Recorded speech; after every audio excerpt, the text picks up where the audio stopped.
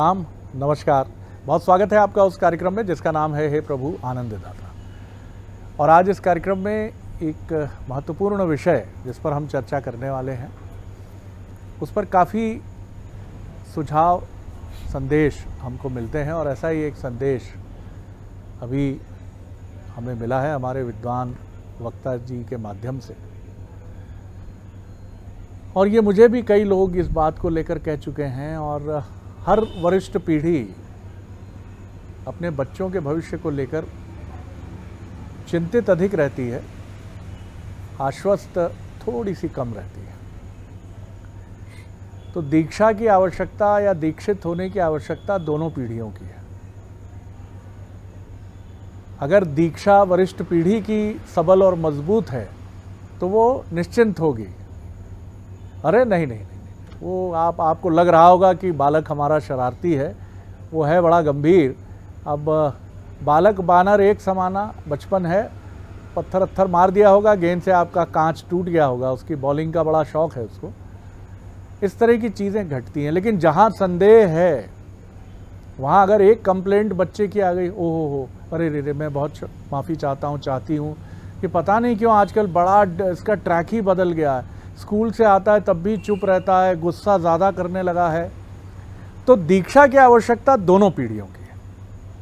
लेकिन फिर भी निश्चित तौर पर, क्योंकि अगर वरिष्ठ पीढ़ी दीक्षित होगी तभी तो वो दीक्षित करेगी अपनी कनिष्ठ पीढ़ी को। आज हम इसी विषय पर आप समझ गए होंगे, क्योंकि वरिष्ठ पीढ़ी की ये वरिष्ठ पीढ़ी से ये मतलब नहीं है सफ़ेद बाल वाले बुजुर्ग लोग। ये हम उन दंपत्तियों की भी बात कर रहे हैं जिनकी उम्र 30 से 35 वर्ष है और जिनके बच्चे 1 से लेके 3 वर्ष के हैं। यानी आप कह सकते हैं पूत के पांव पालने में दिख जाते हैं। बच्चे का गुस्सा 1-1.5 वर्ष से समझ में आने लगता है। वो बाल खींचता है, अपने खुद नाराज होता है, क्षुब्ध होता है, सामान फेंकने लगता है, खिलौने तोड़ने लगता है। संस्कारों की दीक्षा यही बहुत महत्वपूर्ण हो जाती है। हमारे यहाँ तो इसीलिए गर्भाधान के संस्कार तक बताए गए हैं और उनके बारे में बड़े वैज्ञानिक आधार के साथ भी हमने पश्चिम की थीसिस और थ्योरीज़ को देखा है कि जिस समय गर्भधारण की स्थिति हो तो उस समय माता को बहुत ही शांत चित्त के साथ, बहुत ही आत्मविश्वास से भरा और आध्यात्मिक चिंतन रखना चाहिए। और माता ही कैसे रखेगी अगर जो जीवन साथी हैं, पिता महोदय हैं, अगर वो सप्लीमेंट नहीं करेंगे, अब वो बाहर का सारा तनाव लाकर घर में उड़ेल देंगे, तो वो पत्नी जो कुछ महीनों बाद एक संतान को जन्म देने वाली है, पुत्र या पुत्री को, उसका तनाव भी बढ़ेगा। तो ये दीक्षा, संस्कार, इसमें माता पिता की भूमिका, ग्रैंड पेरेंट्स की भूमिका और सबसे केंद्र बिंदु है बच्चा। और बच्चा सिर्फ अपने परिवार का ही अवलंबन नहीं है, वो समाज का और प्रदेश का और राष्ट्र का भी अवलंबन है। तो देखिए कितनी महत्वपूर्ण कड़ी है जिसको कई बार हम देख नहीं पाते और कई बार हमारी सीमा के बाहर है। जैसे एक झुग्गी बस्ती है, एक निर्धन बस्ती है, अब वहाँ संस्कारों की यात्रा कहाँ से आरंभ हो? तो यहाँ समाज महत्वपूर्ण हो जाता है, सरकार महत्वपूर्ण हो जाती है कि आप अपनी भूमिका को यहाँ केंद्रित करें। सक्षम लोग तो कर पाएंगे, लेकिन जो सक्षम नहीं हैं उनसे कैसे संस्कारों की अपेक्षा हम करें, जिनकी सुबह ही इससे होती है कि आज रोटी कहाँ से मिलेगी। आज इसी बेहद महत्वपूर्ण विषय पर बात करेंगे। कई विचारोत्तेजक प्रश्न हमने अपने विद्वान वक्ता और आप सबके समक्ष रखने का प्रयास किया है। तो मिलिए भगवत गीता के अध्येता, मानस मर्मज्ञ प्रोफेसर डॉक्टर सुरेंद्र बिहारी गोस्वामी जी से। प्रणाम कर रहा हूँ गोस्वामी जी, विषय आपके समक्ष। मैं कहूँ आज का विषय प्रत्येक परिवार के लिए, प्रत्येक गृहस्थ के लिए, प्रत्येक बुद्धिशील सृजनशील व्यक्ति के लिए अमृत की तरह विषय है तो भी शायद कम होगा। हमारे यहाँ आपने देखा होगा, हमारे यहाँ परमात्मा के अवतरण के किस्से हैं। हम परमात्मा के प्रकाट्य का वर्णन तो करते हैं, लेकिन उनकी पुण्यतिथियों का वर्णन नहीं करते जो होती नहीं, क्योंकि परमात्मा जो हैं प्रकट होते हैं और चूंकि वो आत्मा में रमण करते हैं इसलिए अनादि अखंड अच्छेद होकर के विलुप्त हो जाते हैं। लेकिन परमात्मा के प्रकट के साथ हमें राम कृष्ण का बचपन भी सुनाया जाता है। हमारे घर में लड्डू गोपाल बैठे हुए हैं जिनकी पूजन का विधान बताया जाता है। हमारे अंतर्चित्त में आप देखेंगे कहीं कथा श्रवण हो रही है, भागवत जी चल रही है, तो किसी के यहाँ पूछते हैं छोटा बच्चा है क्या, उसको कृष्ण बना कर लाते हैं, उसको वैसे ही ले जाते हैं जैसे वसुदेव ले जा रहे थे। कितने भावों का निर्माण किया जाता है हमारे परिवेश में, ताकि आप इन भावों से अपने बच्चों को परिचित करा सकें, उनके अंतर्चित्त में शुचिता ला सकें। जब भी आप अपने घर में बाल गोविंद, बाल मुकुंद या बाल श्री राम का पूजन करते हैं, तो कभी आपने बाल गोपाल की तरफ नजर डाला? जिस धन के धनार्जन में आप लगे हुए हैं वो वही है जिसे छोड़ जाना है, लेकिन जिसे पकड़ जाना है उस पर आप विरक्त हैं। काम का सृजनशील रूप है पालनहार होना। काम का सृजनशील, आप तो काम रस में थमे हुए हैं, आपके जीवन में काम की ऐसी बहुतायतता है कि वो अलग अलग रूपों में आती है, लेकिन उसका सृजन स्वरूप नहीं है, आप पालनहार नहीं है। आपने देखा होगा बचपन में श्रवण कुमार के किस्से सुनाए जाते थे, बाल भक्तों के किस्से सुनाए जाते थे, भगत सिंह बालपन में क्या सवाल करते थे अपनी महतारी से वो सुनाए जाते थे। ये किस्से हम लोगों ने सुने, लेकिन अब की नई पीढ़ी नहीं सुन रही है जो माता पिता बन रहे हैं। अब की नई पीढ़ी को ध्रुव का किस्सा भी नहीं मालूम, प्रहलाद का किस्सा भी नहीं मालूम। वो एक भौतिकता की अंधी दौड़ में ऐसा दौड़ रहा है, उसे लगता है धन है, सुविधा है तो सब कुछ है। चाणक्य भी इससे बहुत व्यथित थे। चाणक्य जानते थे कि सृजनशील समाज में इनकी समस्या आ जाएगी, तभी चाणक्य ने सूत्र बनाया था, लालयेत पंचवर्षाणि 10 वर्षाणि ताड़येत प्राप्त 16 वर्षा पुत्र मित्रम आचरेतु। क्यों 5 वर्ष तक लालन पालन करने कहा गया था? अध्यात्म कहता है आपके पुत्र को संस्कार, संस्कृति और परंपराओं में ढालने का सबसे सुंदरतम अवस्था है 8 वर्ष तक। अगर आप ये नहीं कर पाए हैं तो फिर आपको पुनश्चर्या पाठ्यक्रम ग्रहण करना होगा और संघर्ष कर लीजिए अपने पुत्र के साथ। कितने दिन तक? उसके 16 वर्ष होने तक, क्योंकि 16 वर्ष होने के बाद पुत्र को ढालना एक कठिन चुनौती है, संतान को ढालना एक कठिन चुनौती है। तो हमने जो है उसे आधा अधूरा और खोखला रख दिया है। अनंत संभावनाएं हैं उसके पास, अनंत।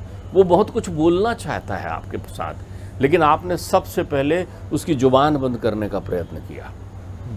अब आप कहेंगे कि गोस्वामी जी जुबान बंद करने का कैसा प्रयत्न किया?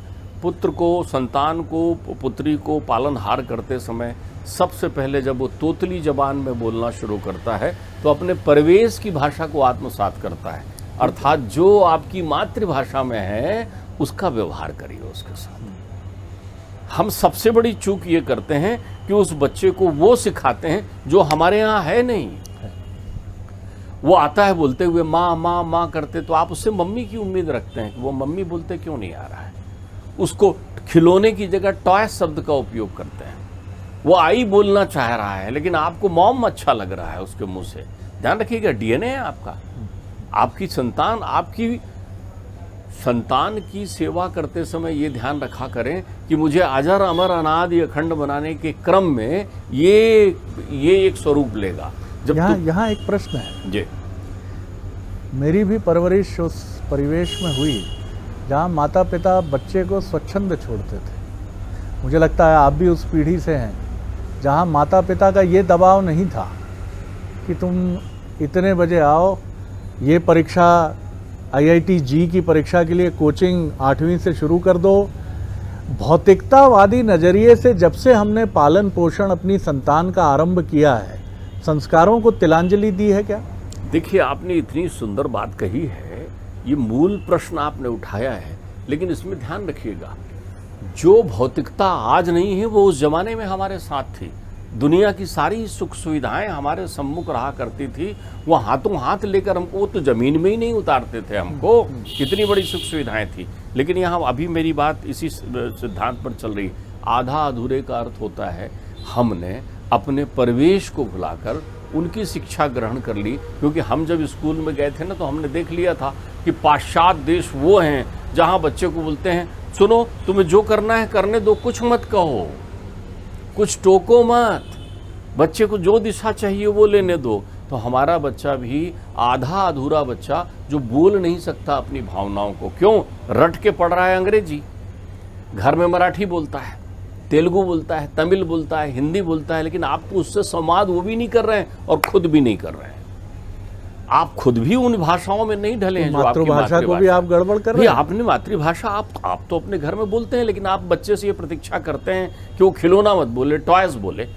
वो पिताजी माँ ना बोले, जो आपकी संस्कृति का अंग है। तो आपने अपनी संस्कृति को तिलांजलि देना शुरू किया। मैं आपको बताता हूँ, मैंने अलग अलग धर्म दर्शन में सिद्धांत देखे। आप इस बात पर बिल्कुल अनुशासित हो जाइए, 5 वर्ष का बालक हो गया है तो आप अपने संस्कार और परंपराओं से उसको अच्छे से भिन्न करे आइए। आप जिसको भी मानते हो, जैन धर्म दर्शन में वो अक्षत लेते हैं हाथ में और सवेरे स्नान करके उनका बंधा हुआ काम है कि तुमको मंदिर जी जाना है दर्शन करने के लिए।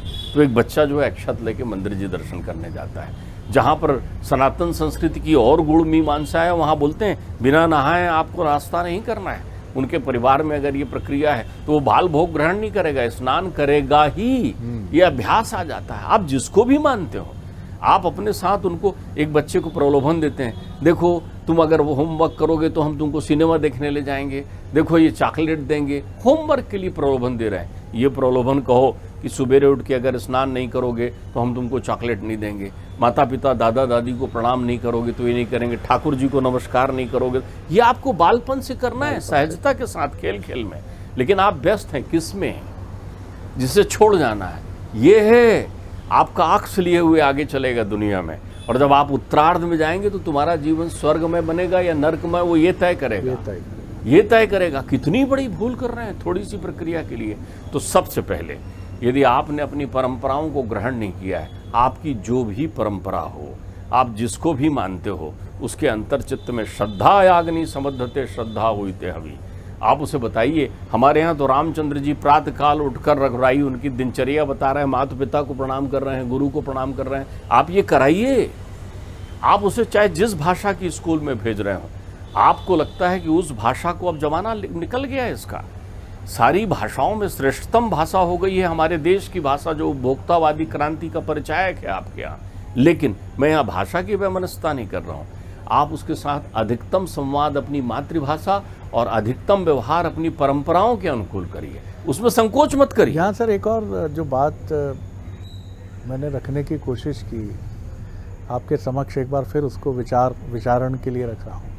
एक बहुत समृद्ध बिजनेस परिवार में मेरी चर्चा जब हुई कि परिवार के 4 या 5 युवा सदस्यों को, बेटे और बेटियों को अमेरिका अध्ययन के लिए भेजा गया, तो मैंने देखा कि वो हर त्यौहार पर अमेरिका से अपने घर आते थे, चाहे छोटा सा भी पर्व क्यों ना हो।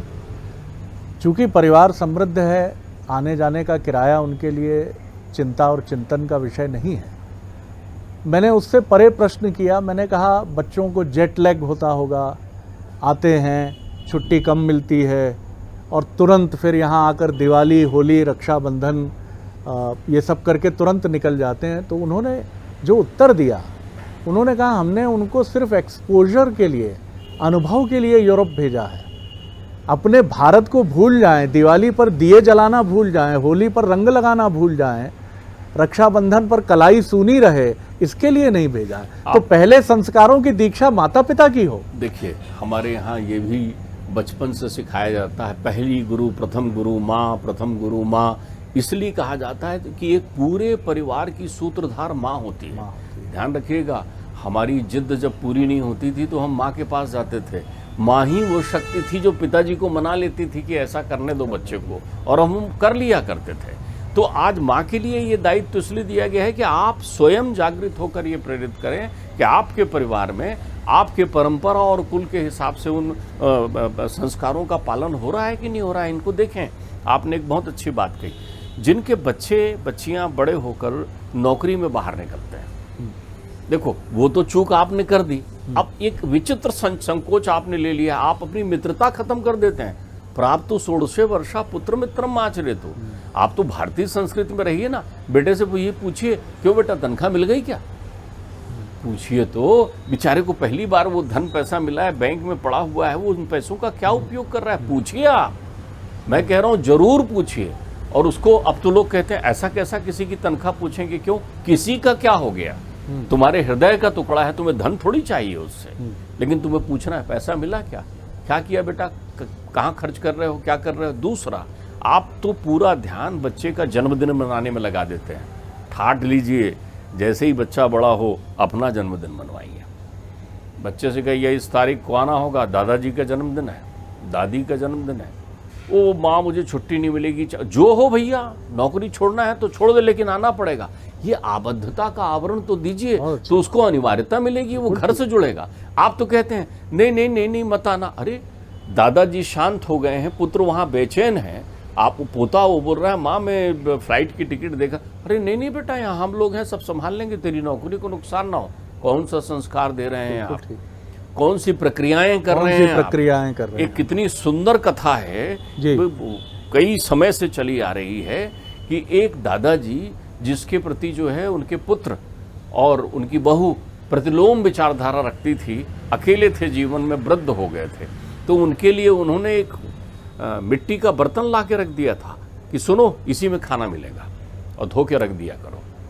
अब वो भी मोहाशक्ति में बंधे हुए थे, उन्होंने तो अपनी परंपराओं का परिचय नहीं दिया था, पुत्र ऐसा तैयार कर लिया था, लेकिन उनका पोता उनसे प्रेम करता था। तो एक दिन ऐसा हुआ कि पोते का हाथ लगने से उनका वो मिट्टी का बर्तन गिरकर टूट गया। अब पोता बहुत जोर जोर से रोने लगा। माता पिता ने कहा कोई बात नहीं, मिट्टी का था, एक दूसरा ला देंगे मिट्टी का बर्तन। बोले नहीं नहीं नहीं, मुझे तो वही पात्र चाहिए था। बोले क्यों? बोले मैं ये सोच रहा हूं कि जब आप बुजुर्ग हो जाते तो आपके काम आता हो, जब आप बुजुर्ग हो जाते तो आपके काम आता हो। तो आप कौन सा संस्कार अपने को बच्चे को दे रहे हैं, वो अबोध है, वो निर्मल है, वो नहीं जानता।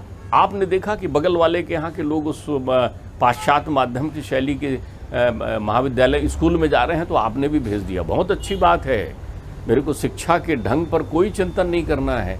लेकिन जब वो लौट कर आता है तो माँ बोलता है क्या, आई बोलता है क्या, अम्मा बोलता है क्या? लौट के आने के बाद उसको चरण वंदन करने, आप कहेंगे छोटे से बच्चे से मैं कैसा पैर पड़ना सिखा दूं, कमाल है। या आप उसको संस्कार सिखा रहे हैं आदर करने का। हर संस्कार में जो झुकेगा तो बढ़ेगा, नहीं झुकेगा तो गिर जाएगा। वो उसके पास लोच होना चाहिए उसके जीवन में। अहंकार के त्याग का सबसे सुंदर स्वरूप समर्पण आप बच्चे को बचपन में ही सिखा रहे हैं। आप उनको उन सारी सुविधाओं के साथ, क्या आपकी मित्रता है, क्या आपकी बिटिया से आपकी मित्रता है? अगर आपका बेटा उठकर मोबाइल लेकर के बाहर जा रहा है फ़ोन करने आपके बीच में से, और आप कह रहे हैं नहीं नहीं किसी का फ़ोन आया होगा, वो उसका पर्सनल है, तो समझ लीजिए उसकी पात्रता नहीं है पर्सनल की, पाश्चात्य नहीं है, ये भारतीय सनातन संस्कृति है, जहाँ पर गौतम गांधी, विवेकानंद, आचार्य इत्यादि का जन्म हुआ है, वो संस्कृति है। तुम नहीं गए थे बाहर पाश्चात्य पढ़ने के लिए, तुम्हारे दादाजी नहीं गए थे, ये आधा अधूरा क्यों बना रहे हो उसको? वो आपके पास सामने बैठकर फोन में बात करे, छुप कर कोई बात कर रहा है, डिस्टर्ब नहीं करो, मेरे पास नहीं आओ, ये डिफरेंस कैसे बना लिया आपने? यही संताप का कारण है। आप घुट रहे हैं रोजीना, लेकिन आपने एक होनहार बिरवान के होत सीखने पात, जब वो सुंदर चलना शुरू किया था, मैंने तो देखा, एक मैं बहुत बड़े व्यक्ति का घर गया, जब उस व्यक्ति के यहाँ गया तो एक बच्चा जो चल रहा था धीरे धीरे चलते आने लगा, तो वो नौकर बोला नहीं नहीं ज़मीन में नहीं चलो, बोले ज़मीन में नहीं, उसको ले आओ। वो हमारे साथ बैठाकर उसको अपने बगीचे में ले गए, वहाँ बोले यहाँ इसको खेलने दो। बोले साहब ये कंकड़ पत्थर इसको गड़ेंगे, यहाँ धूल है। अरे धूल में खेलने दो। वो चूचू का जूता पहनाकर आपने उसको आधा अधूरा बना दिया। आप देखिए, एक दिन आप अपने बेटे से संवाद करके देखिए जो 5-7 साल का, वो कौन सी भाषा बोलता है आप देखिए तो, क्या वो अपनी भावनाओं को प्रकट कर पा रहा है? नहीं, क्योंकि आपने उसको विरक्त कर दिया। तो संस्कार, परंपराएं, भाषा, सानिध्य, ये सब आपको सतत बच्चे को प्रदान करना होगा। 8 वर्ष की आयु तक तो अनिवार्यता, और अगर आप चूक गए हैं तो 8 से 16 तक एक बार बन जाने दीजिए उसको। वो आपके कुल में, एक बात और समझिए, पाश्चात्य संस्कृति में वो परमात्मा की भेंट नहीं है। हमारी संस्कृति में प्रत्येक संतान ईश्वर की भेंट है, अनुपम। तो उसको आप कैसे सजा रहे हैं, कैसे संवार रहे हैं, इस पर ध्यान देना होगा। कि आप पाश्चात्य और पूरब की बहस में क्यों उलझते हैं? जो चिरंतन है, जो सत्य है, आप उसको क्यों नहीं ढूंढते हैं? पश्चिम में भी मानक तो वही है, फर्क इतना है कि उनके यहाँ पुत्र माता पिता के साथ नहीं रहता है। लेकिन क्या वहाँ माता पिता ये नहीं चाहते हैं कि पुत्र अच्छी नौकरी करे, अच्छे संस्कार वाला हो, कोई अपराधी ना बने, आगे बढ़कर उसका नाम पूरी दुनिया में हो? क्या इसमें पूरब और पश्चिम में कोई अंतर है? हम जबरदस्ती उलझते हैं। देखिए, सबसे महत्वपूर्ण बात यह है कि पुत्र या पुत्री हमारे आचरण को फॉलो करता है। अब माता पिता हमारे साथ रहते नहीं है, जॉइंट फैमिली का कॉन्सेप्ट है नहीं, इसलिए आप देखते होंगे कि खान पान की पद्धतियाँ हमने बहुत अच्छी कर ली हैं।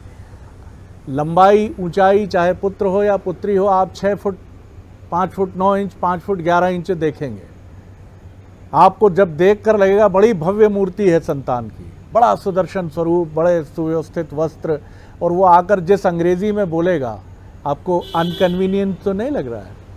मैं कुछ मैगजीन्स और कुछ बुक्स लाकर दूं क्या आपको? आपको बहुत अच्छा लगेगा, लेकिन उसका एक्सपोजर नहीं है। जैसा गोस्वामी जी की पीढ़ी और मेरी पीढ़ी में भी मैंने ये देखा कि बच्चे को उसका पिता कहता था कोलकाता जा रहे हो, जाओ नौकरी करोगे तो समझोगे क्या होता है, जाओ बेटा धूप में निकलो, घटाओं में नहा कर देखो, जिंदगी क्या है किताबों को हटा कर देखो। आज के माता पिता इसका उल्टा कर रहे हैं। वो कह रहे हैं एयर कंडीशन में रहो, किताबें पढ़ते रहो, शरीर को फुलाते रहो, 6 फुट के होते रहो, एक्सपोजर मत लो।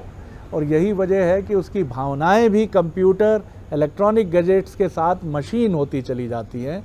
और जब वो अपने मल्टी पैकेज के साथ अमेरिका में या भारत के किसी बड़े शहर में होता है तो माता पिता के दुख सुख की खबरें भी बड़े यांत्रिक भाव से मैकेनिकल तरीके से लेता है। अच्छा ऐसा दिवाली है क्या? हाँ बट अब मैं नहीं आ सकता पापा, it won't be possible for me, नहीं आ पाऊंगा। दादाजी चले गए तो क्या हुआ? मैं आपको बताऊं जी, आप तो बहुत डूबकर और यथार्थ का चिंतन कर रहे थे, तो मुझे इस प्रक्रिया में मैंने आपको रोका इसलिए कि मैं भी खो गया आपके साथ में सुनने के लिए कि वास्तव में यथार्थ जीवन का वही है जो आप लोगों के आसपास दिखाई पड़ रहा है। देखिए, इसको अगर एक शब्द में कहें तो बच्चे को आप सहज रखिए ना, वो लोग सहज रख रहे हैं ना, सहज रखिए। तो असहज किसने बनाया बच्चे को? ठीक बात, माता पिता। देखिए, उसको सहज रखिए। सहज रखने का अर्थ होता है, इधर तो आप कह रहे हैं छोटा बच्चा कहाँ से समझदार होगा, तो सहज रखने का अर्थ होता है उसको सिखाइए, समझाइए, बताइए और उसको अपने सानिध्य प्रदान करिए। तो जितना आप बच्चे को सहज रखेंगे उतना वो सहजता के साथ जीवन का विकास करेगा। इसकी कहानी है, मुझे लगता है 100 वर्ष का अंतराल हो गया होगा उसको। हामिद का चिमटा। एक गांव का परिवेश का बच्चा जिसकी दादी की उंगलियां रोटी सेकते समय चिमटा ना होने से जल जाती हैं और वो 20 पैसे अपनी मेहनत से ढूंढ के मेला देखने के लिए उसको देती हैं, और गांव के धनाढ्य मध्यम वर्गीय निम्न वर्गीय बच्चों के साथ एक छोटा सा 7-8 वर्ष का बालक मेला देखने जाता है। वहाँ तिलहिया जलेबी है, वहाँ सर हिलाने वाला राजा है, गुब्बारे हैं, खाने पीने के लिए चटपटी चाट है, हर जगह वो ललचाता है, ठिठकता है। लेकिन दादी ने ऐसे संस्कार दिए हैं, क्योंकि माँ बाप नहीं है, लेकिन दादी ने संस्कारों की थाती से पाला है। तो हामिद न सिर्फ रुकता है और 20 पैसे में चिमटा लेता है और कहता है तुम्हारे राजा को एक पड़ेगा ना टूट के बिखर जाएगा, कि तुम्हारी रानी इसके आगे कहीं नहीं लगती।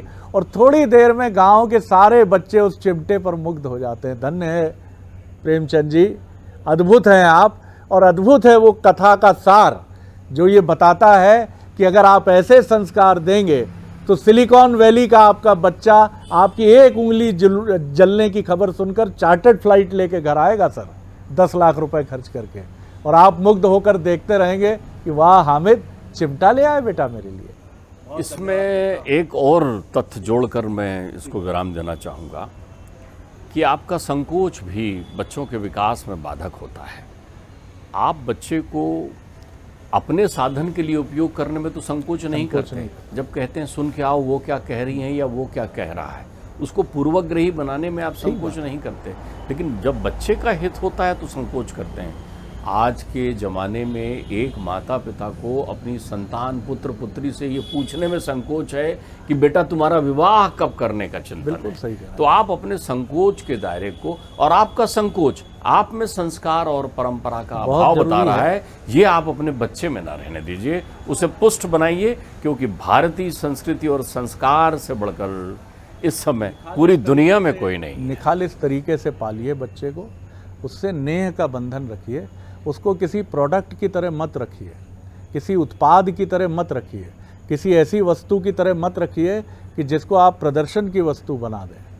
कि वो 6 साल की उम्र में सारे गामा पा में गाने भी चला गया, 11 साल की उम्र में वो निशानेबाजी में गोल्ड मेडल ले आया, 14 साल की उम्र में रणजी खेलने के मुहाने पर खड़ा होने की तैयारी कर रहा है। इसी प्रोडक्ट के चक्कर में बच्चा मशीन होता चला जाता है, माता पिता से उसके संबंध टूटते हैं। उसको घड़ी घड़ी याद दिलाइए कि सबसे बड़ी कड़ी है दुनिया में परिवार। परिवार है तो सब कुछ है। और वो एक बड़ा सुंदर गाना है, मुझे बड़ा पसंद है, अपने तो अपने होते हैं, बाकी सब सपने हैं। अपने अपने होते हैं। ये क्या उसको पता है? पूछिए माता पिता अपने बच्चे से, उसको ये पता है कि अपने क्या होते हैं? कि उसके लिए IIT, मेडिकल, इंजीनियरिंग, IAS, राज्य प्रशासनिक सेवा, यही सपने हैं, बाकी सब फर्जी है। पूछिएगा ज़रूर। बहुत धन्यवाद गोस्वामी जी। अगले एपिसोड में एक और विषय लेकर उपस्थित होंगे। प्रणाम।